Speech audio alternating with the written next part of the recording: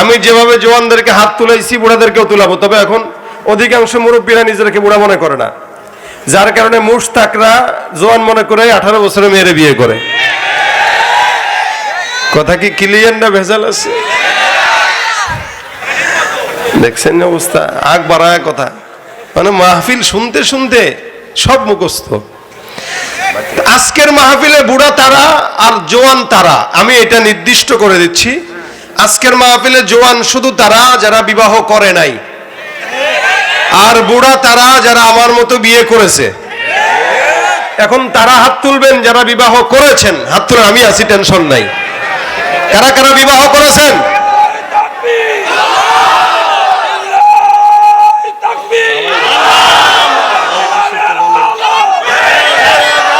হ্যাঁ,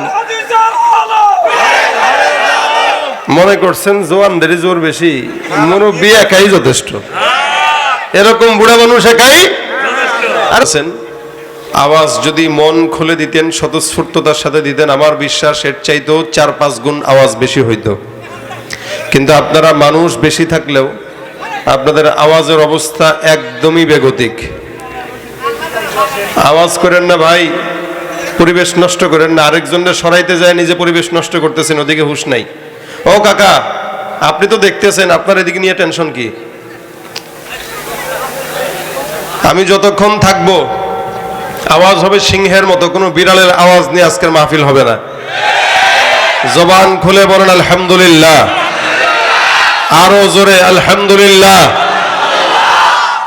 রমজান মাসে মাহফিল, তাও রাতের বেলা করছি। এর আগে আমরাও দিনে প্রোগ্রাম করেছি, কিন্তু আপনাদের এই প্রোগ্রামটি একদমই ব্যতিক্রম। এই প্রথম আমি রমজানে রাত্রে বয়ান করতেছি। মাহফিল আমরা রমজানেও করি, কিন্তু দিনের বেলা হয়, দেখা যায় আসরের আগেই শেষ বা মাগরিবের আগে। কিন্তু রাতের বেলা মানুষ মাহফিল করে, এটা পাবনাবাসীর এই এলাকায় আজকে এসে আমার ধারণা হলো। এরপর আলহামদুলিল্লাহ আপনারা এতগুলো মানুষ বসা, আওয়াজ যদি আপনারা স্বতঃস্ফূর্ত না দেন, আমি আপনাদের সামনে আলোচনা তেমন ভাবে করতে পারবো না। কারণ রোজা রাখার পরে সবাই ক্লান্ত, আপনারাও ক্লান্ত, আমিও ক্লান্ত। আপনারা সফর করেন নাই, আমরা দূর থেকে সফর করে আসছি, আবার যাব। এই জন্য যতক্ষণ থাকবো এই জায়গায় আওয়াজ দিয়ে স্বতঃস্ফূর্ততার সাথে যদি থাকেন, ওয়াজও হবে, 2-1টা গজলও হবে না। এই আওয়াজও হয় নাই, জোরে বলেন। আজকের মাহফিলে কি যুবক বেশি না মুরব্বী বেশি? আসলেই তাই, যুবক বেশি, কিন্তু যুবকদের আওয়াজ তো হয় বিড়ালের মতো। ঠিক কয় যে, ঠিক কয়। কিসের মতো হয়? যুবকদের যদি হয় আওয়াজ সিংহের মতো, তাহলে আমি দেখবো আজকে যুবক কারা কারা আর মুরব্বী কারা কারা। কারা কারা যুবক আছেন তারা হাতটা তুলেন, যুবকরা হাত তুলেন। মাশাআল্লাহ, যুবকরা হাত তুলছেন।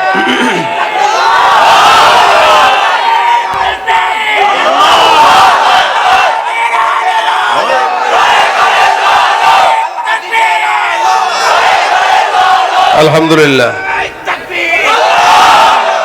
কিন্তু ফাঁকে ফাঁকে দেখলাম অনেক মুরব্বীরাও হাত তুলেছেন, এনারাও জওয়ান। আচ্ছা, এটা একটা ইমানদারদের আলাদা একটা পাওয়ার। যুদ্ধের ময়দানে সাহাবা একরাম বুড়া বয়সে গেলেও তারা জওয়ান হয়ে যেত। কিন্তু আমি আজকের সেই জওয়ান চাই না। আমি আজকে ভালো, মানে একদম যারা আসলেই জওয়ান তাদেরকেই চাই, এবং বুড়া কারা এদেরকেও দেখব। আমি যেভাবে জওয়ানদেরকে হাত তুলাইছি বুড়াদেরকেও তুলাবো, তবে এখন অধিকাংশ মুরব্বীরা নিজেদেরকে বুড়া মনে করে না, যার কারণে মুশতাকরা জওয়ান মনে করে 18 বছরের মেয়েরে বিয়ে করে। কথা কি ক্লিয়ার না ভেজাল আছে? দেখছেন না অবস্থা, আগ বাড়ায় কথা, মানে মাহফিল শুনতে শুনতে সব মুখস্থ। আজকের মাহফিলে বুড়া তারা আর জওয়ান তারা, আমি এটা নির্দিষ্ট করে দিচ্ছি। আজকের মাহফিলে জওয়ান শুধু তারা যারা বিবাহ করে নাই, আর বুড়া তারা যারা আমার মতো বিয়ে করেছে। এখন তারা হাত তুলবেন যারা বিবাহ করেছেন, হাত তুলে আমি আছি, টেনশন নাই। কারা কারা বিবাহ করেছেন?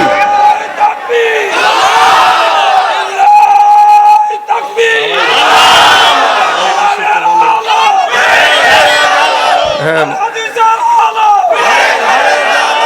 মনে করছেন জওয়ানদেরই জোর বেশি, মুরব্বী একাই যথেষ্ট, এরকম বুড়া মানুষ একাই, আর কোনো অবিবাহিত না, শুধু বিবাহিতরা। নারে তাকবীর। এবার অবিবাহিতরা রেডি আছে? নারে তাকবীর। আল কোরআনের আলো, কোরআন সুন্নাহর আলো, আজকের মাহফিল লিল্লাহে তাকবীর। বিপ্লব মানে জীবন দেয়া বসে থাকা নয়, সে কোনদিন আসবে না রে করো যদি ভয়।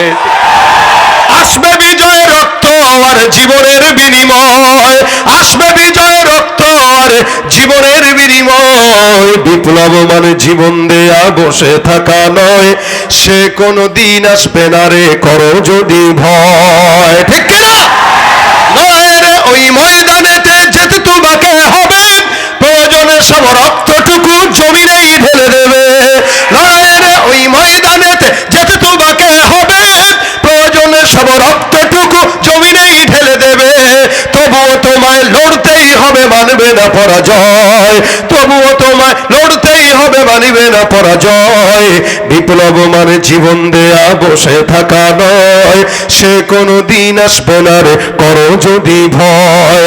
আসবে বিজয় রক্ত আর জীবনের বিনিময়, আসবে বিজয় রক্ত আর জীবনের বিনিময়।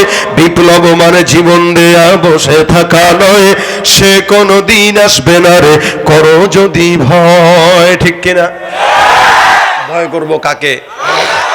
কারণ আমরা মুহাম্মদুর রাসূলুল্লাহর উম্মত। কথা ঠিক কিনা?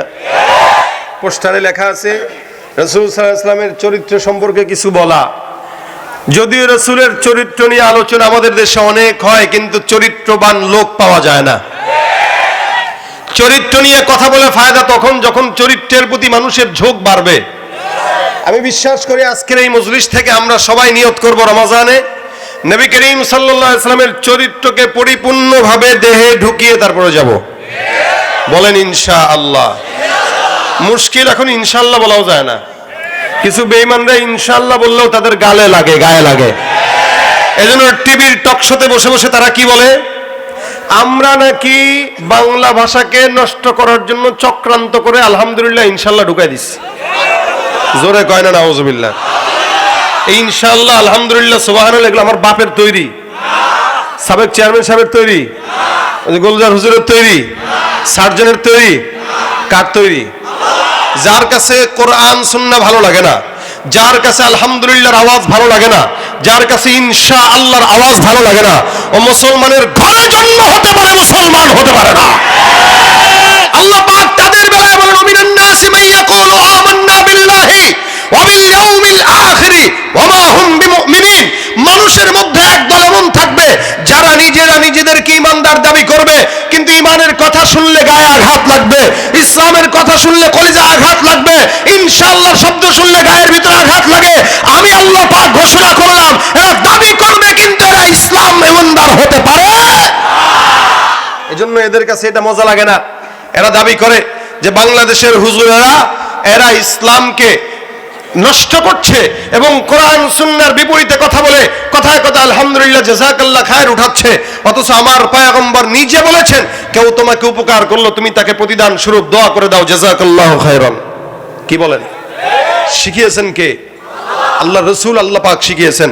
আল্লাহ পাক বলেন ওয়ালা তাকুলান্না লিশাইইন ইন্নী ফাইলুন যালিকা গাদা ইল্লা আন ইয়াশা আল্লাহ। আগামীকাল রোজা রাখবো। এই তো মাশাআল্লাহ বুঝতে পারছেন। আগামীকাল রোজা রাখবো ইনশাআল্লাহ বলার আদেশ দিয়েছেন কে? আল্লাহ। এই যে কুলাঙ্গারে ইনশাআল্লাহ শব্দ মজা লাগে না, এই দেশ তার জন্য না, এটা মুসলমানের দেশ। রমজান কারীমেও মুসলমান এতগুলো এসে বয়ান শুনে এর দ্বারা প্রমাণিত হয় এদেশের মানুষের ভিতরে ইসলামের মহব্বত পরিপূর্ণ থেকে পরিপূর্ণ। ঠিক কিনা? অথচ যারা কথায় কথায় বাংলার সাথে ইংরেজি মারে, এদের বেলায় তাদের কোনো বক্তব্য নাই। বাংলা ভাষা এরা নষ্ট করছে, শুধু নষ্ট নয় বাংলা ভাষাকে ধর্ষণ করে র‍্যাপ করে ছেড়ে দিয়েছে এরা। অথচ এদের সন্তানদেরকে ইংলিশ মিডিয়ামে ভর্তি দেয়। এরা বাংলা ভাষার প্রতি এত মায়া, নিজেরাও ইংলিশ মিডিয়ামের ছাত্র, নিজের সন্তানকেও ইংলিশ মিডিয়ামে পড়ায়। বাংলা মিডিয়ামে পড়ায় না। আর আমরা যখন আমাদের তাহজিব তামাদ্দুন, আমাদের সংস্কৃতি, আমাদের কোরআন সুন্নাহ এগুলোর ব্যাপারে কথা বলি, তখন আমাদেরকে বলে আমরা নাকি চক্রান্তকারী। আল্লাহ পাক এদের কবল থেকে দেশ আর ঈমানকে হেফাজত করুক, বলেন আমিন। আমরা রাসূল সাল্লাল্লাহু আলাইহি ওয়াসাল্লামের উম্মত, এমনি এমনি ভেসে আসি নাই। আমাদের নবীর যেমন দাম আমাদেরও তেমন দাম। কেন? নবীর উম্মত হওয়ার কারণে, রাসূলের উম্মত হওয়ার কারণে আমাদের দাম। অন্য নবী দুনিয়ার জমিনে সব নবীরা আসছে, একদম আদম থেকে ঈসা পর্যন্ত, মুহাম্মদুর রাসূলুল্লাহ পর্যন্ত যত নবী আসছেন, সব নবীদের চাইতে সবচাইতে বেশি সম্মানিত নবী হলেন আমাদের পয়গম্বর মুহাম্মদুর রাসূলুল্লাহ সাল্লাল্লাহু আলাইহি ওয়াসাল্লাম। আদম থেকে মুহাম্মদ পর্যন্ত, ঈসা পর্যন্ত যত উম্মত এসেছে, সব উম্মতের মধ্যে সবচাইতে দামি উম্মত হইলাম আমরা, নবীর উম্মতেরা। এর চেয়ে দামি উম্মত আর কেউ নাই। যার কারণে রাসূল বলেন, জান্নাতে যদি ঢুকতে হয় আগে আমার এই উম্মতরা আগে ঢুকবে, এরপরে সবগুলা ঢুকবে। আমার উম্মতদের আগে কোন নবীর উম্মতরা জান্নাতে ঢুকতে পারবে না। সুবহানাল্লাহ কয় না? সুবহানাল্লাহ। সবার আগে আমরা ঢুকবো ইনশাআল্লাহ। নবীকে আল্লাহ পাক যদিও সবার পরে পাঠিয়েছেন, কিন্তু আল্লাহ পাক নির্বাচন করেছেন সবার আগে। যেমন আজকের মাহফিলের প্রধান বক্তা সাদিকুর রহমান আজহারী সাহেব, আমাদের শ্রদ্ধাভাজন মহাব্বতের ভালোবাসার ভাই, উনাকে আপনারা নির্বাচন করেছেন আগে, কিন্তু বক্তব্যের বেলায় সবার পরে দিবেন। উচিত ছিল নাম যেহেতু উনার আগে, উনাকে আসরের পরে বসানো, কথা কয় না? কিন্তু উনারা এই যে রাত 1:30টায় বসাবেন, এটা তো উনার উপরে জুলুম। সিরিয়াল ডাক্তারের কাছে ধরবেন আগে, আপনারা যদি কেউ কয় 2 দিন 2 জনের পরে যান, মানবেন নি এটা? কিন্তু এই জায়গায় আপনারা এটাই কিন্তু করেন। সারা বাংলাদেশে একই নিজাম, প্রধান বক্তার ডেট অনুযায়ী মাহফিল হয়, বসে সবার পরে। বলে নিজাম শিখছেন কার থেকে? বলেন আল্লাহ শিখাইছে। জোরে বলেন কে শিখাইছে? আল্লাহ পাক রাসূল করিম সাল্লাল্লাহু আলাইহি ওয়াসাল্লামকে নির্বাচন করেছেন সবার আগে, লেকিন পাঠাইছেন সবার পরে। কেন? প্রধান বক্তা। জোরে কয় না সুবহানাল্লাহ? প্রধান বক্তা নির্বাচন হয় আগে, বসে সবার পরে। কেন? প্রধান বক্তার বক্তব্য শেষ, লোক থাকে না। কিন্তু তাই বলে মাহফিল আসরের পরেও চলে, মাগরিবের পরেও চলে। এই দুনিয়াতে অসংখ্য নবী রাসূলুল্লাহ এসেছেন। কেউ কেউ আসরের পরের বক্তা দেখবেন, আসরের পরে বক্তব্যে ওয়াজ নাই। বক্তারা যারা ওয়াজ করে খালি মাঠ নিয়ে ওয়াজ করে, কখনো মাইকম্যান নিজে একা থাকে, কিন্তু ওয়াজ তো চলে। মানুষের কানে আওয়াজ যাওয়া হলো কথা, শুনুক বা না শুনুক। আল্লাহ পাক আদমকে পাঠিয়েছেন, নূহকে পাঠিয়েছেন, এক এক করে সমস্ত নবী আসছে। এমনকি শত শত বছর দাওয়াত দিয়েছেন, কেউ শুনে নাই। কিন্তু আল্লাহ পাকের দায়িত্ব পালন তারা করা দরকার করেছে। কিন্তু সবার পরে মুহাম্মদুর রাসূলুল্লাহকে আল্লাহ পাক পাঠিয়েছেন। বক্তব্যের ক্ষেত্রেও যেরকম প্রধান বক্তার আলোচনার সময় মাঠ থাকে ভরপুর, ঠিক মুহাম্মদুর রাসূলুল্লাহ সাল্লাল্লাহু আলাইহি ওয়াসাল্লাম যখন প্রধান বক্তব্যের আসনে বসে দ্বীনের বয়ান শোনানোর জন্য দুনিয়াতে আসলেন, নবী করিম সাল্লাল্লাহু আলাইহি ওয়াসাল্লাম যখন বয়ান করলেন, 63 বছরের জিন্দেগিতে বয়ান করেছেন 23 বছর। আল্লাহর কথা বলেছেন 23 বছর নবুয়তের জিন্দেগি। মানে নবী করিম সাল্লাল্লাহু আলাইহি ওয়াসাল্লামের নবুয়তের যে 23 বছরের জিন্দেগিতে বিদায় হজের ভাষণে সাহাবা আজমাইনদের সংখ্যা ছিল 1.25 লক্ষ সাহাবা একরাম। সুবহানাল্লাহ। অথচ নূহ পয়গম্বর দুনিয়াতে দাওয়াত দিয়েছেন 950 বছর। এই 950 বছরে উনার উম্মতের সংখ্যা মাত্র 40 জন। কি খুব বেশি? একদমই কম না? একদমই কম। 40 জন কোথায় 950 বছর? কিন্তু আমার নবী মাত্র 23 বছরে 1.25 লক্ষ উম্মতকে দ্বীনের পথে আনছেন। বেশি না কম? কারণ কি? প্রধান বক্তা, আলোচনায় লোক বেশি, ঠিক কিনা জোরে বল? এটা আমার নবীর সম্মান। সম্মান দিতে যে আল্লাহ পাক দুনিয়াতে এনেছেন আগে, বসাইছেন সবার পরে, কিন্তু লোক কম দেন নাই, লোক দিয়েছেন কি? ভরপুর। সম্মান দিতে যে আল্লাহ পাক রব্বুল আলামিন পবিত্র কোরআনের ফাতিহা থেকে নিয়ে নাস পর্যন্ত একটা জায়গাতেও আল্লাহ পাক আমার পয়গম্বরকে সম্মান নষ্ট করে কোনোদিন ডাক দেন নাই। কোরআনের মধ্যে আল্লাহ পাক সমস্ত নবীদেরকে নাম ধরে ধরে উল্লেখ করেছেন। আমার আল্লাহ পাক রব্বুল আলামিন পয়গম্বর মুহাম্মদুর রাসূলুল্লাহ সাল্লাল্লাহু আলাইহি ওয়াসাল্লাম আসার আগ পর্যন্ত যত নবী রাসূল পাঠিয়েছেন, এদের মধ্য থেকে যাদের নাম আল্লাহ পাক কোরআনের মধ্যে বর্ণনা করেছেন, আল্লাহ পাক নাম ধরে ধরে ডাক দিয়েছেন। আমার আল্লাহ পাক বলেন, ইয়া আদম উসকুন আনতা ওয়া যাওজুকাল জান্নাহ। এখানে আল্লাহ পাক আদম পয়গম্বরকে নাম ধরে ডাকে। আমার আল্লাহ পাক অন্য আয়াতের মধ্যে বলেন, ইয়া ইয়াহইয়া খুযিল কিতাবা বিকুওয়া। ইয়াহইয়া পয়গম্বরকে আল্লাহ পাক রব্বুল আলামিন নাম ধরে ডাকলেন। আল্লাহ পাক রব্বুল আলামিন বলেন, ইয়া যাকারিয়া ইন্না নুবাশশিরুকা বিগুলাম। জাকারিয়া নবীকেও আল্লাহ পাক রব্বুল আলামিন নাম ধরে ধরে ডাকলেন। আমার আল্লাহ ডাক দেয়া বলতেছেন, ইয়া মূসা লা তাখাফ। এখানে আল্লাহ পাক মূসাকে নাম ধরে ডাকলেন। আল্লাহ পাক ডাক দেয়া বলেন, ইয়া ইব্রাহিম কদ সাদ্দাকতার রুইয়া। ইব্রাহিম পয়গম্বরকেও ইব্রাহিম বলে নাম ধরে ডাকলেন। আল্লাহ পাক বলেন, ইয়া নূহ বিত বিসালামিন মিন্না ওয়া বারাকাতিন আলাইক। এখানেও নূহ পয়গম্বরকেও আল্লাহ পাক রব্বুল আলামিন নাম ধরে ডাকলেন। আমার আল্লাহ বলেন, ওয়া ইব্রাহিম ওয়া ইসমাঈলা ওয়া যালকিফল। এখানেও আল্লাহ পাক ইব্রাহিম, ইসমাঈল, যালকিফলেও আল্লাহ পাক রব্বুল আলামিন নাম ধরে ধরে ডাকলেন। আল্লাহ পাক জায়গায় জায়গায় ইয়াকুব, ইউনুস, ইউসুফ সব পয়গম্বরকে আল্লাহ পাক কোরআনের মধ্যে নাম ধরে ধরে বলে, এ মুসলমান নবীর উম্মত, আপনার আমার পয়গম্বর মুহাম্মদুর রাসূলুল্লাহ, জবানটা খুলে বলেন সাল্লাল্লাহু আলাইহি ওয়াসাল্লাম। আমার নবীকে আল্লাহ পাক কোরআনের সূরা ফাতিহা থেকে নিয়ে নাস পর্যন্ত একটা জায়গাতেও কোনোদিন আল্লাহর নবীকে আল্লাহ পাক নাম ধরে ইয়া মুহাম্মদ বলে ডাকেন নাই। সম্মান বেশি দিলেন না কম দিলেন? জোরে জোরে বলেন। হয় কেউ তার নাম ধরে ডাকে না, তার লকব ধরে ডাক দেয়। আমার আল্লাহ পাক রব্বুল আলামিন আমার পয়গম্বর মুহাম্মদুর রাসূলুল্লাহ সাল্লাল্লাহু আলাইহি ওয়াসাল্লামকে কোরআনের মধ্যে সম্মান দিতে যায় শুরু থেকে শেষ পর্যন্ত একটা জায়গাতেও নাম ধরেন নাই। কেন? আমার পয়গম্বরের চাইতে সম্মানিত বান্দা জমিনে আর কেউ নাই। এ ভাইরা, আমার আল্লাহ পাক রব্বুল আলামিন সব নবীদেরকে নাম ধরে ডাকলেন। আমার পয়গম্বরের বেলায় যখন আসছে, আল্লাহ পাক ডাক দিয়া বলে, ইয়া আইয়ুহান নবী। আল্লাহু আকবার। সব পয়গম্বরদেরকে বলে, ইয়া আদম, ইয়া ইব্রাহিম, ইয়া মূসা, ইয়া ঈসা, ইয়া ইয়াহইয়া, ইয়া যাকারিয়া, সব নবীদেরকে নাম ধরে ডাক দেয়। আমার পয়গম্বরকে আল্লাহ পাক ডাক দিয়া বলে, ইয়া আইয়ুহান নবী। হে নবী। আল্লাহ পাক কখনো কখনো ডাক দিয়া বলেন, ইয়া আইয়ুহার রাসূল। হে রাসূল। এখানেও আল্লাহ পাক রব্বুল আলামিন আমার পয়গম্বরকে রাসূল বলে সম্বোধন করেছেন। আল্লাহ পাক চাইলে কিন্তু ইয়া মুহাম্মদ বলে ডাকলেও পারতেন কি পারতেন না? কিন্তু আল্লাহ পাক একটা জায়গাতেও মুহাম্মদ বলে ডাকেন নাই।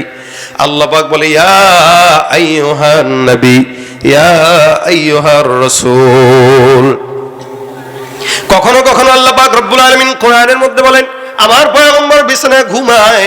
আল্লাহ পাক রব্বুল আলামিন পয়গম্বরের ঘুম দেখে মহব্বত জাগলো। আল্লাহ পাক সুন্দর করে ডাক দিয়া বলেন, ইয়া আইয়ুহাল মুজাম্মিল। এ চাদরওয়ালা, ইয়া আইয়ুহাল মুদ্দাসসির। কখনো বলেন হামিম, কখনো বলেন ইয়াসিন ওয়াল কুরআনিল হাকিম, কখনো কখনো বলেন তাহা মা আনজালনা আলাইকাল কুরআনা লিতাশকা। আমার আল্লাহ পাক জায়গায় জায়গায় আমার পয়গম্বরকে নাম ধরে ডাকেন নাই। যদিও আল্লাহ পাক রব্বুল আলামিন কখনো কখনো নাম ধরে ডেকেছেন, নামের পাশে লকবটাও লাগায় দিয়েছেন। অমুক চেয়ারম্যান, তমুক চেয়ারম্যান, অমুক মাওলানা, অমুক হইলেও নামের সঙ্গে লকব থাকে।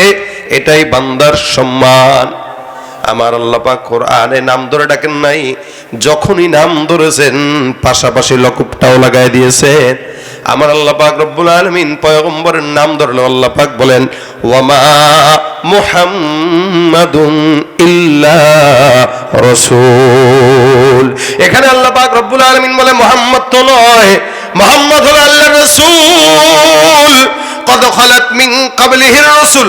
আল্লাহ পাক রাসূল শব্দটাও লাগাইলেন। কখনো কখনো ডাক দেয়া বলেন লাকাদ জাআকুম রাসূলুম মিন আনফুসিকুম আজিজুন আলাইহি মা আনিতুম হারিসুন আলাইকুম বিল মুমিনিনা রাউফুর রহিম। এখানে আল্লাহ পাক রব্বুল আলামিন পয়গম্বর মুহাম্মদুর রাসূলকে ও রাসূল শব্দটাও লাগাই দিয়েছেন। যদিও মুহাম্মদ উল্লেখ করেছেন, মুহাম্মদের পাশাপাশি আছে রাসূল, আছে না নাই? আল্লাহ পাক বলেন ওয়ামা আরসালনাকা ইল্লা রাহমাতাল লিল আলামিন। কখনো আল্লাহ পাক বলেন ইনি তো নয়, ইনি হলেন রাহমাতুল লিল আলামিন, তোমাকে আমি সারা জমিনের জন্য রাহমাতুল লিল আলামিন পাঠিয়ে দিলাম।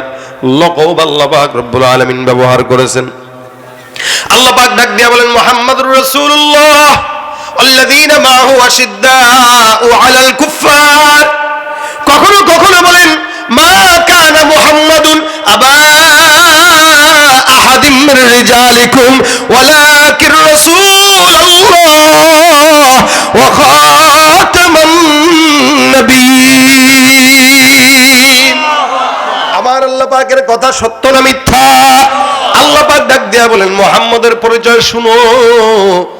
মুহাম্মদের পরিচয় হলো মা কানা মুহাম্মাদুন, মুহাম্মদ তো নয়। মা কানা মুহাম্মাদুন আবা আহাদিম মির রিজালিকুম, তোমাদের পুরুষদের কোনো পিতা মুহাম্মদ নয়।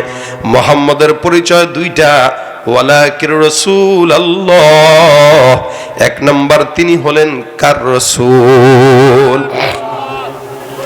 এক নাম্বার পরিচয় মুহাম্মদ হলো আল্লাহর রাসূল। দুই নাম্বার পরিচয় খাতামান নবিয়্যিন। এই জমিনের মধ্যে কেউ নাই, জমিনে আল্লাহর পাক রব্বুল আলামিন পয়গম্বরকে পাঠানোর মাধ্যমে নবুয়তের দরজা বন্ধ করে দিয়েছেন। আর কোন নবী আসার সম্ভাবনা কথা কয় না। কিন্তু আমাদের দেশে গোলাম আহমদ কাদিয়ানির দলের আছে না নাই? যারা আমার নবুয়তের আখিরে নবুয়তি মানে না, যারা খতমে নবুয়তি মানে না, আল্লাহ পাক তাদের বেলায় বলেন ও খাতামান নবিয়্যিন, আমার পয়গম্বর সত্য নবী, শেষ নবী, নবীর পরে আর কোনো নবী নাই। যারা নবীকে নবী মানে না, শেষ নবী মানে না, এই সমস্ত বেঈমানের দলেরা মুসলমান তো দূরের কথা, সব হলো কাফের। আমার পয়গম্বর বলেন খাতামুন নবিয়্যিন লা নবিয়্যা বাদি, আমার পরে আর কোনো নবী নাই, আমি হলাম শেষ নবী। আমার উদাহরণটা এমন একটা দেয়ালের মতো, যে দেয়ালের মধ্যে সবগুলো ইট লাগানো। আল্লাহ পাক রব্বুল আলামিন আমার মতো একটা পয়গম্বরকে প্রেরণ করার জন্য একটা ইট ফাঁকা রাখছেন। মানুষ যখন সামনে দিয়ে হেঁটে যায় আর তাকায় দেখে হারে এই দেয়ালের মধ্যে সবগুলো ইট লাগানো, একটা ইট ফাঁকা।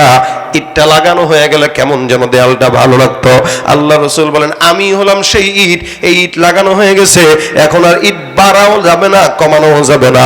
এই দুনিয়াতে আমার পরে আর কোনো নবী নাই। যারা নবীওয়াতি মানে না, খতমে নবুয়ত মানে না, রাসূলের কথা অনুযায়ী এরা মুসলমান না, এরা হলো কাফের। গোলাম আহমদ কাদিয়ানির দলেরা কি? জোরে জোরে আওয়াজ দিয়ে বলেন কাফের, কাফের, কাদিয়ানি কাফের। যারা আমার নবীর নবুয়তি মানে না, শেষ নবুয়তি মানে না, তারা কি জবান খুলে বলে? কি হবে শেষ নবীজির উম্মত বলে দাবি করে, যদি ওই নবীর চেয়ার কাদিয়ানিরা দখল করে? কি হবে শেষ নবীজির উম্মত বলে দাবি করে, যদি ওই নবীর চেয়ার কাদিয়ানিরা দখল করে? নবীজির জন্য যদি রক্তের বহে নদী, নবীজির জন্য যদি রক্তের বহে নদী, তবুও হটবো না এই দাবি থেকে।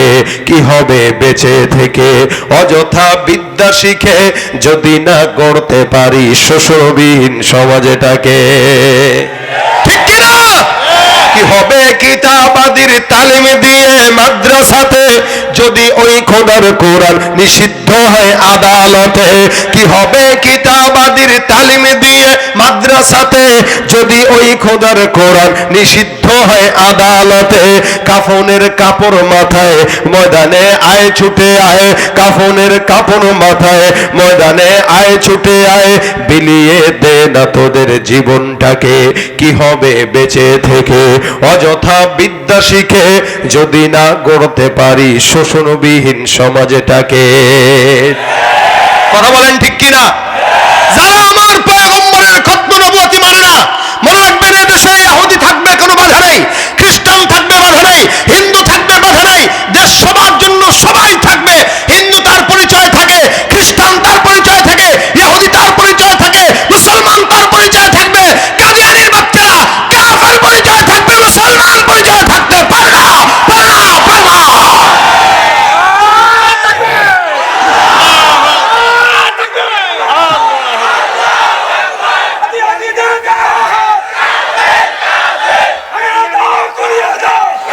ভাইরা আমার, এটা ইমানি দায়িত্ব, এটা কোনো রাজনীতির কথা না, ঠিক কিনা বলেন? নবীর নবুয়তি মানা প্রত্যেকটা মুমিনের জন্য কর্তব্য, ঠিক কিনা? সুতরাং কেউ যদি নবীর নবুয়তি চাদর নিয়ে টানাটানি করে হাত ভেঙে দেওয়া হবে। ভাইরা আমার, আল্লাহ পাক রব্বুল আলামিনের হাবিব বলে গেছেন, আমার পরে যদি কেউ নবী আসতো, আমার পরের নবীটাই হয়তো। রাসূল বলেন, লাউ কানা বাদি নবী লাকানা উমর ইবনুল খাত্তাব। আমার পরে কোন নবী যদি আল্লাহ পাক রব্বুল আলামিন জমিনের মধ্যে প্রেরণ করত, আমার পরের নবীটাই হয়তো আমার সাহাবী হযরত ওমর। তাই রাসূল বলে গেছেন না? এই মির্জা গোলাম আহমদ কাদিয়ানী একবার শাহ আতাউল্লাহ বুখারী রাহমাতুল্লাহ আলাইহির সাথে একটা বহসে বসছে, সে যে নবী এটা দাবির জন্য। কত ভণ্ড, আবার দাবিও করে। তা সে দাবি করার জন্য দলিল দিবে। এখন আতাউল্লাহ বুখারী রাহমাতুল্লাহ বলতেছেন, তুই যে নবী এটা দলিল দে। সে বলতেছে, আমার নাম গোলাম আহমদ কাদিয়ানী। এই যে আহমদটা আল্লাহ পাক বলছেন আমার নাম কোরআনে, মিন বাদি ইসমুহু আহমদ। এই যে আল্লাহ পাক কোরআনে বলছেন আমার নাম আহমদ, তাহলে আমার ছেলেও একটা আছে আহমদ নাম।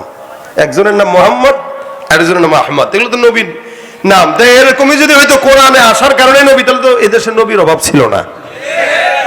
এনে বন্ধ কয় আল্লাহ পাক কইছে আমার নাম আহমদ, এই যে কোরআনে আসছে। তাহলে আতাউল্লাহ গেল, কি বলে মির্জা কই গেল, গোলাম কই গেল, বাকি আহমদ যে কইলি তুই, তা আগের তো দুইটা নাম আছে। কয় মির্জাও বাদ গোলামও বাদ, শুধু আহমদ। তাহলে মির্জা বাদ দিয়া, গোলাম বাদ দিয়া, শুধু আহমদ দিয়া তুই যদি নবী হইতে পারোস, আমার নাম আতাউল্লাহ, আতা বাদ দিয়া তো আমি আল্লাহ হয়ে যেতে পারি। কথা কয় না এরা? কথা ঠিক আছে নি? তুই যদি মির্জা গোলাম বাদ দিয়া আমাদের কারণে তুই নবী হস, আমিও আতা বাদ দিয়া আল্লাহ হয়ে বলতেছি, তোর মতো ভণ্ড শয়তানরে আমি নবী বানাই নাই। সুবহানাল্লাহ। কেমনে আল্লাহ পাক মারছে, কেমনে জানেন তো? এটারে কেমনে মারছে বলেন তো? টয়লেটে পইরা মরছে। খুব গুরুত্বপূর্ণের সাথে মরছে না? খুব ইমানের সাথে মরছে নাকি মনে করে? টয়লেটে যায় মরছে। যেগুলো ভণ্ডামি করে, ইমান নিয়ে, ইসলাম নিয়ে, এদের মৃত্যু এমনি হয়। আমার আল্লাহ পাক রব্বুল আলামিন কোরআনে স্পষ্ট বলে দিয়েছেন, ওয়া খাতামান নবিয়্যিন, এগুলো আল্লাহ পাকের হাবিবের লকব। আল্লাহ পাক কোনদিন একটা জায়গাতেও নাম ধরে ডাকেন নাই। আল্লাহ পাক যে কোনো জায়গায় নাম যদিও নিয়েছেন, নামের পাশাপাশি লকবটাও লাগাই দিয়েছেন। সুবহানাল্লাহ। এ ভাইরা আমার আল্লাহ পাক রব্বুল আলামিন পয়গম্বর মুহাম্মদুর রাসূলুল্লাহ সাল্লাল্লাহু আলাইহি ওয়াসাল্লামকে সম্মান দিতে যায়, কোনো জায়গায় নাম ধরেন নাই।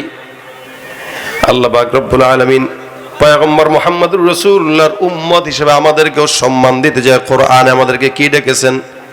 অন্যান্য কিতাবগুলোতে সব নবীর উম্মতদেরকে যখন ডাকার প্রয়োজন হলো, আল্লাহ পাক তাদেরকে ইয়া আইয়ুহাল মিসকিন বলে সম্বোধন করেছেন, হে মিসকিনের দল। কিন্তু আমার মতো, আপনার মতো ইমানদার নালায়েক বান্দা না খান্দা যারা নামাজও ঠিক মতো আদায় করে না, আল্লাহ পাক শুধুমাত্র রাসূলের উম্মত হওয়ার কারণে আপনাকে আমাকে আল্লাহ পাক ডাক দিয়েছেন, ইয়া আইয়ুহাল্লাযীনা আমানু। সুবহানাল্লাহ। কি বলছেন? হে ইমানদার। হে ইমানদার কাকে বলতেছেন? আমাদেরকে। অথচ আমরা নামাজও ঠিক মতো পড়ি না। ইমানদারের গুণ থাকবে, নামাজ পড়বে, রোজা রাখবে, হজ করবে, যাকাত করবে, ঠিক কিনা বলেন? কিন্তু যে ইমানদার নামাজ নাই, রোজা নাই, হজ নাই, যাকাত নাই, সেই ইমানদার না বেঈমান? বেঈমান। কিন্তু আল্লাহ পাক এরপর আমাদেরকে বলেছেন ইয়া আইয়ুহাল্লাযীনা আমানু। এটা আখিরি জামানার পয়গম্বর মুহাম্মদুর রাসূলুল্লাহ সাল্লাল্লাহু আলাইহি ওয়াসাল্লামের উম্মত হিসেবে আপনার আমার দাম, সম্মান।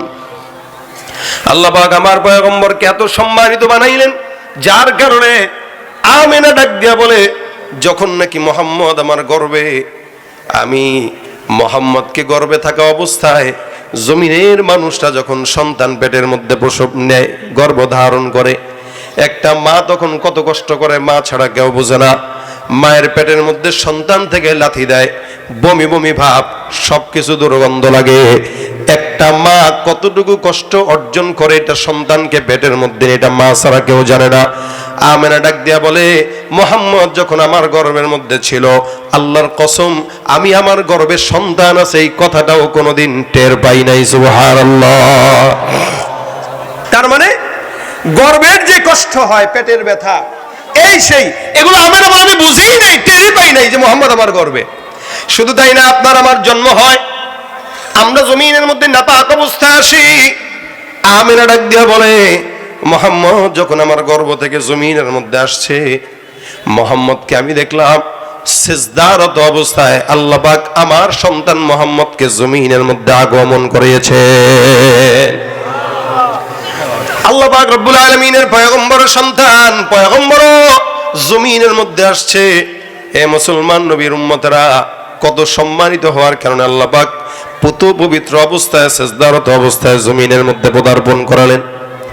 এ মুসলমান নবীর উম্মত, আপনি আমি যখন বাচ্চা কাল থেকে বড় হয়ে কথা বলা শিখি, আপনার আমার সর্বপ্রথম জবানের কথা হয় আব্বা অথবা আম্মা অথবা আল্লাহ। এতটুকুর বেশি আমরা আমাদের জবান দিয়ে কথা বলতে পারি না। কিন্তু আমেনা ডাক দিয়া বলে, মোহাম্মদ যখন কথা বলা শিখে, মোহাম্মদের জবানের সর্বপ্রথম কথা ছিল আল্লাহু আকবার কাবীরা আলহামদুলিল্লাহি কাসীরা সুবহানাল্লাহি বুকরাতাহু ওয়া আসীলা। আল্লাহু আকবার, আল্লাহু আকবার। আমি আপনি কোনোদিন কি জবান দিয়া জন্মের পরে এই কথা বলতে পারবো? আমার নবী জন্মের পরে সর্বপ্রথম যে কথাটা জবান দিয়া বললেন, এই কথাটাই ছিল এটা, আল্লাহু আকবার কাবীরা আলহামদুলিল্লাহি কাসীরা সুবহানাল্লাহি বুকরাতাহু ওয়া আসীলা। তার মানে বলেন তো, আমার পয়গম্বরের সম্মান বেশি না কম? এবার আমার জমিনের মধ্যে আল্লাহ পাক রব্বুল আলামিন পয়গম্বরকে সম্মানিত করলেন।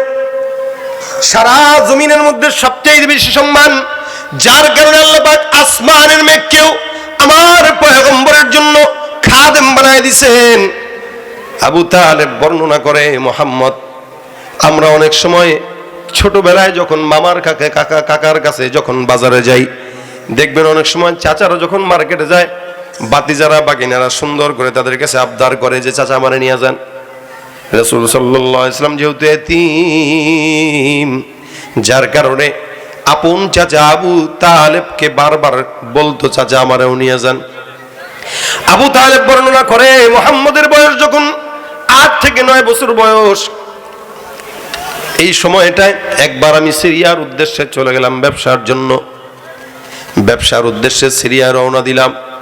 প্রতিমধ্যে একজন বিশাল বড় পাদ্রীর গির্জা ছিল। ওই গির্জার থেকে পাদ্রীটা নেমে এসে আমাদের পথটা রোধ করে ডাক দেয়া বলতেছেন, আমাদের এলাকায় আপনাদের স্বাগতম। এই জায়গায় আজকে দুপুরের খাবারের আঞ্জাম করব, আপনারা খাবার না খেয়ে যাবেন না। ওই কাফেলার ভিতরে মুহাম্মদ ছিল। আবু তালেব ডাক দেয়া বলে, তোমাকে নিয়ে আমি কাফেলাটা ওই জায়গায় স্থির করলাম। খাবার যখন আমাদের সামনে নিয়ে আসা হলো, খাবার বসার সময় সব মানুষদেরকে নিয়ে বসলাম। পাদ্রী ডাক দিয়া বলতেছে, সব মানুষ বসছে কিনা? বলে, হ্যাঁ সবাই বসছে। পাদ্রী বলে, না না, একজন বসে নাই। আবু তালেব বলে, আমি তাকায় দেখলাম মত গণ্যমান্য আছে কাফেলার মধ্যে সবাই বসছে, একমাত্র মোহাম্মদ ছাড়া। পাদ্রী বারবার বলতেছে, আপনাদের ভিতরে আরেকজন আছে যে নাকি খাবার খাওয়ার জন্য বসে নাই। আমি এদিক সেদিক বারবার গণাগণার পর আমি তাকে আবার বললাম, না না, সবাই বসছে। তা বলার জন্য সব মানুষরা বসলো মোহাম্মদ ছাড়া। পাদ্রী মনে মনে আছে, বলতেছে, আহারে সব মানুষ আছে কিন্তু একজন নাই, যে নাই সেই তো প্রধান অতিথি। সুবহানাল্লাহ, তার কারণেই তো দাওয়াত পাইলাম। মনে মনে বলতেছে, তারে সিন্নি খাইলি কারুল সিলাই মোল্লা সিন্নি না, দাওয়াতটা পাইলি তো মোহাম্মদের উসিলায়। তাড়াতাড়ি তারা ডাক দেন, মোহাম্মদকে ডাক দেন, আপনার ছেলেকে ডাক দেন। আবু তালেব মোহাম্মদকে ডাক দেয়। মোহাম্মদ রাসূলুল্লাহ সাল্লাল্লাহু আলাইহি ওয়াসাল্লাম বসলেন। খাবার দাবার পর পাদ্রী ডাক দিয়া বলতেছে, মোহাম্মদ, এই আবু তালেব, আপনার সাথে আপনার ছেলের সাথে কিছু গোপনে কথা আছে। বলে, কি? বলে, আলাদা আসেন, আলাদা বলবো, কিছু প্রশ্ন আছে, প্রশ্ন করব। পাদ্রী ডাক দিয়া বলতেছে, প্রশ্ন 1 নম্বর, এই বাচ্চাটার নাম কি? বলে, মোহাম্মদ। আলহামদুলিল্লাহ, মোহাম্মদ নামটাও আমার প্রশ্নের সঙ্গে মিলে গেছে। পাদ্রী ডাক দিয়ে বলতেছে, মোহাম্মদ নাম এটাই হবে, মিলে গেছে। এবার বলতেছে, আচ্ছা মোহাম্মদ মিলে গেছে, কি মিলাইতেছেন? মিলাইতেছি, যা বলবো পরে বলবো। আচ্ছা বলেন তো বাড়ি কোন জায়গায়? বলে, মক্কা। এটাও মিলে গেছে। আচ্ছা বলেন তো মোহাম্মদ, তোমাকে আমি যাই বলবো তুমি সত্য কথা বলবা, লাত উজ্জার কসম দাও।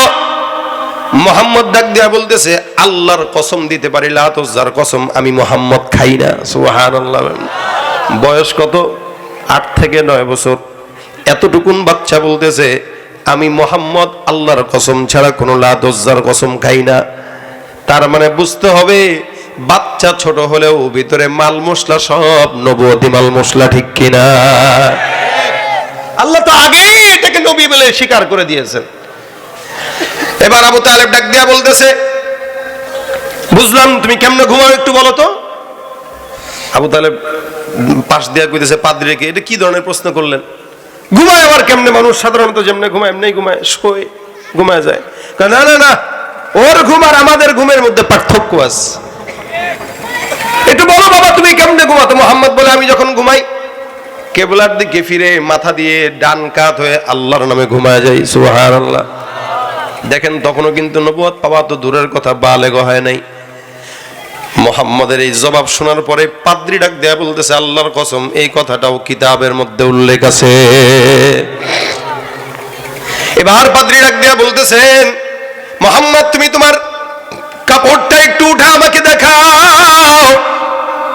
তোমার পিঠে একটা জিনিস দেখতে চাই। আবু তালেব ডাক দিয়ে বলে, এত বিরক্ত কেন করেন? কি দেখতে চান আমাকেই বর্ণনা করেন। পাদ্রী ডাক দিয়ে বলে, না না, এই জিনিসটা আমি নিজের চোখে না দেখা পর্যন্ত বিশ্বাস করব না। মোহাম্মদ ডাক দিয়া বলে, চাচা যা দেখতে চায় দেখতে দেন, কোনো সন্দেহ নাই, আমার ভিতরে কোনো টেনশন কাজ করতেছে না, আপনি তাকে যা প্রশ্ন করে করার জন্য অনুমতি দিয়ে দেন।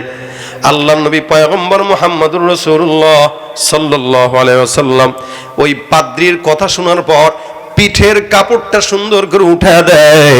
পাদ্রী তাকায় দেখে রাসূলের ওই পিঠের মাঝখান বরাবর মোহরে নবুয়তের সিল মোহর লাগানো। এবার পাদ্রী ডাক দিয়ে আল্লাহু আকবার বলে বলে, হ্যাঁ হ্যাঁ, এটাই তো সেই বান্দা, যেই বান্দাটা আখিরি জামানার পয়গম্বর, যার বেলায় কোরআনের মধ্যে থাকবে, যার বেলায় অন্যান্য কিতাবে আছে। আমি যেই কিতাবকে মানি ওই কিতাবের মধ্যেও আছে মুহাম্মদ নামে একজন বান্দা থাকবে, তার এই এই এই এই গুণ হবে, সে হবে আখিরি নবী। আমি যদি তার নবুয়তি থাকা অবস্থায় জমিনের মধ্যে বাঁচি, আল্লাহর কসম আমিও আমার ধর্ম ত্যাগ করে মুহাম্মদের ধর্ম অনুসরণ করা শুরু করব। এবার আমার পয়গম্বর মুহাম্মদুর রাসূলুল্লাহ সাল্লাল্লাহু আলাইহি ওয়াসাল্লাম কেবার ডাক দিয়া বলে, এ মুহাম্মদ তোমার বাবার নাম কি? আবু তালেবকে জিজ্ঞাসা বলে, তার বাবাকে? বলে, আমি তার বাবা। বলে, না না, আপনি আবু তালেব যদি তার বাবা হন, এতক্ষণ যা প্রশ্ন করলাম সব প্রশ্নগুলো নষ্ট হয়ে যাবে।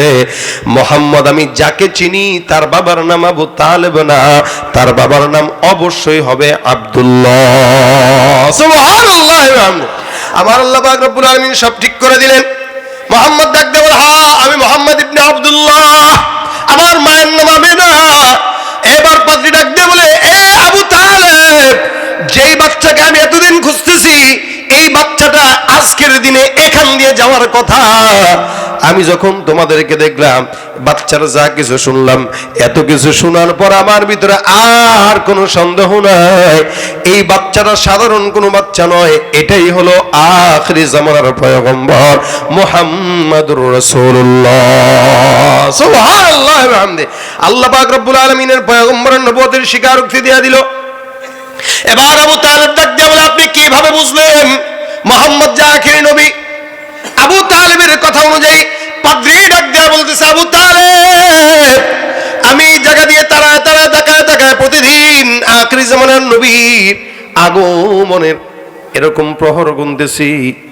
আমি আজকে বুঝে গেলাম, যখন নাকি বিশাল বড় কাফেলাটা আপনারা সামনে আগায় আগায় আসতেছে, আমি গির্জা থেকে তাকায় তাকায় দেখলাম সবার মানুষের মাথার উপরে রৌদ্রের তাপ, কিন্তু মুহাম্মদের মাথার উপরে একটা সুন্দর ছোট্ট মেঘের টুকরা ছায়া দিতে দিতে সামনে আগায়। ভাইরা আমার, এটা আমার পয়গম্বরের শান, এটা আমার পয়গম্বরের মান। আল্লাহ পাক রব্বুল আলামিনের দুনিয়ায় কোন ইমানদার যদি আমার পয়গম্বরের সম্মান না বুঝে, জমিনের কেউ না বুঝলেও কোনো আপত্তি নাই, কারণ আমার আল্লাহ বুঝে আমার পয়গম্বরের মর্যাদা কত। সারা দুনিয়ার মানুষ যদি আমার নবীর পথে না চলে, আল্লাহর কোনো যায় আসে না, কারণ আসমান জমিন গ্রহ নক্ষত্র পাহাড় পর্বত সব আমার পয়গম্বরের প্রেমে পাগল, ঠিক কিনা? মুহাম্মদ হামিদে হামদে খুদা বস, খুদা মদহে আফরি মুস্তফা বস মোহাম্মদ আজ তুমি খাহাম খুদারা খুদায়া আজ তো হুব্বে মুস্তফারা খুদায়া আজ তো হুব্বে মুস্তফারা। আমার আল্লাহ পাক রব্বুল আলামিন এই কারণে পয়গম্বরকে যারা যারা নবুয়তের পর পাগল বলেছে আল্লাহ পাক তাদের জবাব দিয়ে বলেছেন নুন ওয়াল কলামি ওয়া মা ইয়াসতুরুন মা আনতা বিনি'মাতি রাব্বিকা বিমাজনুন। সারা জমিনের বান্দারা আমার পয়গম্বরকে যখন মক্কার কাফেররা পাগল বলে, রাসূল যখন নবুয়তের জন্য দাওয়াত দেওয়ার জন্য সব কাফেরদেরকে ডাক দিয়ে বলে, কাফেররা ইয়া আইয়ুহান নাস কুলু লা ইলাহা ইল্লাল্লাহ তুফলিহু, এই ইমানদাররা তোমরা এই কালেমা পড়ো লা ইলাহা ইল্লাল্লাহ। আবু তালেব কয় পাগল, আবু জাহেল কয় পাগল, উতবা সাহেবা বলে পাগল। আমার আল্লাহ ডাক দিয়ে বলে যারা আমার নবীকে পাগল বলে আমি আল্লাহ রব্বুল আলামিন ওয়াদা করলাম, ঘোষণা করলাম, কসম খাইলাম ওয়াল কলামি ওয়া মা ইয়াসতুরুন, কলমের কসম, কলম যা যা লিখলো তার কসম, কলম আসমানের কথা লিখলো, জমিনের কথা লিখলো। আল্লাহ পাক রব্বুল আলামিন বলেন ইন্না আউওয়ালা মা খালাকাল্লাহুল কলামা সুম্মা ক্বালা লাহু উকতুব ফাজারা ফি তিলকা সাতি কাইনুন ইলা ইয়াউমিল কিয়ামা। সারা জমিন শুরু হওয়ার 50,000 বছর আগে আল্লাহ পাক একটা কলম নাজিল করলেন, ওই কলমটা যারা দুনিয়ার যত নিজাম আছে সব লিখে দিলেন। আল্লাহ পাক বলে ওই কলমের কসম, আর কলম যা যা লিখেছে তার কসম, অর্থাৎ আসমানের কথাও কলম লিখলো আসমানের কসম, জমিনের কথা কলম লিখলো জমিনের কসম, পাহাড়ের কথা কলম লিখলো পাহাড়ের কসম, যা যা কিছু আল্লাহ পাক কলম দিয়ে রাখাইলেন সব কিছুর কসম খায়। আল্লাহ পাক তারপরে ডাক দিয়া বলেন মা আনতা বিনি'মাতি রাব্বিকা বিমাজনুন, আপনার রবের দয়ায় আপনি পাগল না, যারা আপনাকে পাগল বলে তারা পাগল, তাদের বাপ দাদা 14 গোষ্ঠী পাগল। আবু জাহেল পাগল, আবু লাহাব পাগল, উতবা পাগল, সাইবা পাগল। বর্তমান সময়ে যারা রাসূলের ওয়ারিসদেরকে ঈমানদারকে পাগল বলে তারা পাগল, ঠিক কি না? এ মুসলমান নবীর উম্মতের দল আল্লাহ পাক রব্বুল আলামিন সুন্দর করে বুঝায় দিয়া বলতেছেন ওয়া ইন্না লাকা লাআজরান গায়রা মামনুন, যদি পাগল হতো এত বিশাল বড় নিয়ামত আমি আমার পয়গম্বরকে কোনোদিন দিতাম না। নিয়ামত কি, যে এতক্ষণ যা বললাম এগুলো নিয়ামত কিনা বলেন তো? অন্য কোন নবীকে দিছে আল্লাহ? কাউকে দেয় নাই, শুধু আখিরি জামানার নবীকে দিয়েছেন। আল্লাহ পাক রব্বুল আলামিন এত নিয়ামত দিয়েছেন যে সব, ওই যে বললাম নূহ পয়গম্বর দাওয়াত দিয়েছেন কয়শো বছর বললাম? 950 বছর। এই 950 বছরে উম্মত কতজন ছিল বললাম? 40 জন। আর আমার রাসূলের 23 বছরের ভিতরে মনে করেন 13 বছর তো এমনি এমনি শেষ। মদিনার যে জিন্দেগি, ওই জিন্দেগিতে কোনো মতে রাসূল সাল্লাল্লাহু আলাইহি ওয়াসাল্লাম দাওয়াতি কার্যক্রম করেছেন। আল্লাহ পাক রব্বুল আলামিন আমার রাসূলকে সম্মান দিলেন, অথচ নূহ পয়গম্বর এত দাওয়াত দেওয়ার পরেও উম্মত নাই। শুধু তাই না, আমার নবীকে আল্লাহ পাক সম্মান দেওয়ার কারণে গোটা জমিনের কোন নবীকে আল্লাহ পাক এই মর্যাদা দেয় নাই যে নবী আসার আগে উম্মত ছিল, আবার নবীর পরে উম্মত আছে। কিন্তু আমার নবী আসার আগে উম্মত ছিল, যাওয়ার পরে এখনো উম্মত আছে। কিয়ামত পর্যন্ত থাকবে কিনা? কথা কয় না। জিমায় গেছেন আপনারা? জিমায় গেছেন? নবী যাওয়ার পরেও হয়ে গেছে কত বছর? 1450 বছর। এখন উম্মত আছে কিনা? শুধু আসি না, শুধু আসি না। আপনার সামনে যদি কেউ আমার রাসূলকে একটা গালি দেয় আপনি কি করবেন বলেন? চেয়ারম্যান সাহেব কি করবেন? মারবেন কিনা? মারবো। সর্বোচ্চ ক্ষমতা দিয়া এই বেচারারে যা করা লাগে করবে কিনা বলেন তো? সেই স্কুলের হোক, কলেজের হোক, আওয়ামী লীগ হোক, বিএনপি হোক, যেই দলের লোক হোক না কেন, রাসূলকে যদি কেউ প্রকাশ্যে গালি দেয়, আমার তো বিশ্বাস ওই বাচ্চা, ওই সন্তানের, ওই লম্পটের, ওই রাসূলের দুশমনকে মুহূর্তের মধ্যে জমিন থেকে বিদায় করার জন্য আমার দেশের উম্মতেরা এখনো রাজি আছে। এটা রাসূলের সম্মান, এটা রাসূলের প্রতি আমাদের আজমত, এটা রাসূলের প্রতি আমাদের ভালোবাসা, ঠিক কিনা বলেন? রাসূল করিম সাল্লাল্লাহু আলাইহি সাল্লামকে এত সম্মানিত আল্লাহ পাক বানাইছেন। রাসূল আসার আগেও ঘটনা বলতেছি আপনাদেরকে, ইয়ামানে একটা বাদশা ছিল, নাম ছিল তার তুব্বায়ে হিময়ারি। এই ইয়ামানের বাদশা একবার মদিনা শহরে উনার একটা গভর্নর পাঠাইছেন। মদিনার আগের নাম কি ছিল কেউ কি জানেন? মাশাআল্লাহ, গভর্নর হিসেবে পাঠাইছেন। আপনারা জানেন সরকারিভাবে, মনে করেন দিল্লি অথবা পাকিস্তান বলেন, আমেরিকা বলেন, ইউরোপ, রাশিয়া বলেন, যে কোনো দেশ থেকে যদি আমাদের দেশে সরকারি কোনো মেহমান আসে আর যদি এদেশের লোক তাকে মেরে ফেলে, এটা অন্যায় না? রাষ্ট্রীয়ভাবে মারাত্মক অন্যায়। দূত, রাষ্ট্রদূতকে মারা বা আঘাত দেওয়া, এগুলো খারাপ। তো এখন তো ইয়ামানের গভর্নরকে মদিনার ইয়াসরিবের মানুষরা হত্যা করে ফেলছে যে কোনো কারণবশত, বিচার টিচার পছন্দ হয় নাই বা যে কোনো কারণবশত মেরে ফেলছে। এখন ইয়ামানের বাদশার মেজাজ খারাপ, যে যেই সে অনেক বড় একটা দল নিয়ে ইয়ামান থেকে মদিনায় রওনা হয়ে গেছে। কেন বলেন তো? কেন? ধ্বংস করার জন্য। যেতে যেতে দেখবেন আগের কালের বাদশাদের কাছে এখনো তো যারা প্রধানমন্ত্রী তাদের পাশে একজন হুজুর থাকে, একজন ডাক্তার থাকে, একজন গণক থাকে, বিভিন্ন জাতের লোক থাকে। তো ওই বাদশার সাথে একজন পাদ্রী ছিল যে ওই তখনকার সময়ের কিতাবের আলেম।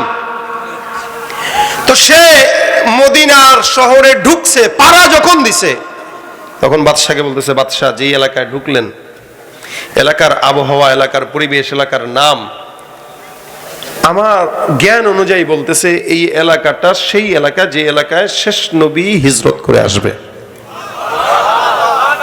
সে বলতেছে আমার জ্ঞান অনুযায়ী এলাকায় হিজরত করে আসবে, আর যেই এলাকায় আখিরি নবী আসবে ওই এলাকা আপনি কেন, আপনার বাপেও ধ্বংস করতে পারবে না। এটা পাদ্রী বলতেছে কাকে? বাদশাকে বলতেছে। মিয়া বাদশাহ এই কথা শোনার পর ডাক দিয়ে বলতেছে আসলেই কি তাই? বলে হ্যাঁ। যদি তাই হয় ওই নবীর প্রতি আমারও একটা আগ্রহ আছে। সুবহানাল্লাহ। ওই নবীর প্রতি আমারও একটা আগ্রহ আছে। নবী কবে আসতে পারে এটা তো জানি না, এমনও আছে কালকেও আসতে পারে, এমন আছে 100 বছর পরেও আসতে পারে। বাদশা ডাক দেয়া কয় ঠিক আছে, যেই এলাকার মধ্যে আখিরি জামানার পয়গম্বর হিজরত করে আসবেন, আমি ইয়ামানের বাদশা দুব্বাই হিমিয়ারি তোমাদেরকে ঘোষণা করলাম ওই নবী যেই জায়গায় আসবে ওই জায়গাটা আমি ধ্বংস তো করবই না, বরং ওই আখিরি জামানার পয়গম্বরের উপরে আমি ইয়ামানের বাদশা কালেমা পাঠ করে ঈমানদার হয়ে গেলাম। গেল কি করতে? আর হইল কি?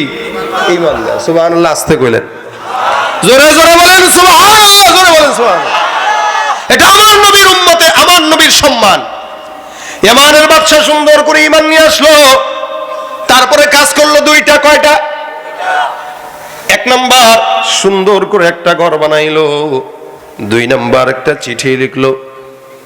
চিঠির ভিতরে লিখছে আমানতু বিকা ওয়া বিকিতাবিকাল্লাযী উনজিলা আলাইক ওয়া আনা আলা দীনিকা ওয়া সুন্নাতিকা ওয়া আমানতু বিরাব্বিকা ওয়া রাব্বি কুল্লি শাই ওয়া আমানতু বিকুল্লি মা জাআ মিন শারাইল ইসলাম ফাইন আদরাকতুকা ফাবিহা ওয়া নি'মাহ ওয়া ইল্লাম উদরিককা ফাশফা' লি ওয়া লা তানসানি ইয়াওমাল কিয়ামাহ ফাইন্নী মিন উম্মাতিকাল আউয়ালিন। সুবহানাল্লাহ।